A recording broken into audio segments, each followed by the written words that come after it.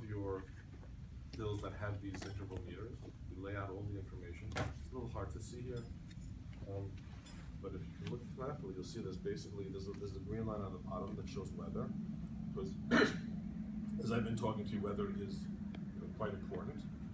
And then you have the brown line, which is, you have the blue line, which is what you actually use, and then you have the brown line, which is what our software predicted you should use based on the historical usage, based on a bunch of algorithms that apply to the data. When the blue line exceeds the brown line, you've used more energy than you should have. When the brown line exceeds the blue line, you've been more energy efficient. This is not to taunt you, but if you look here, you'll see, if I look at this building, I see two things.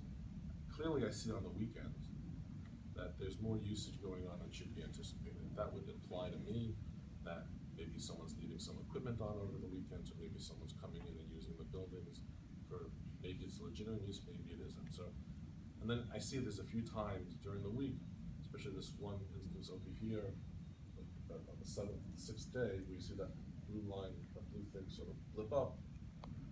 Something happened there. So even if I'm looking at this in well after the fact, a month after the information was when this happened, I'd go and I'd say, let's find out what's happening on the weekends, and let's see if there was some particular event on that day, and then let's see how we might want to be more, tighten up our rules of how space is used and how we report it. So I'm not expecting that everyone is going to be super diligent or change their habits totally, but I think these give you reasonable indications of what's happening that will help you manage your buildings a little bit more efficiently. So here's a little bit more clearly highlighted where the green is circled, where the brown, which was the predictive part, exceeds what actually happened, you're doing better. And where the blue exceeds the brown, you're actually doing worse. So again, like here, this clearly, in this event, 3 days in a row, you had this aberrant high demand. And in fact, if you look at these numbers, that third day in the circle, in the center of the circle, exceeds all the other days. So it means not only had an aberrant demand, but it actually peaked your demand even higher. So if you didn't have that one instance in that one day, your bill would have been materially lower, or lower at least. All make sense? Mm-hmm. So another thing you do with the data is you try to shape it, sort of like what I just illustrated to you, is peak shaving. So peak shaving is trying to look at, it's sort of like my example about the warehouse, where you used it all.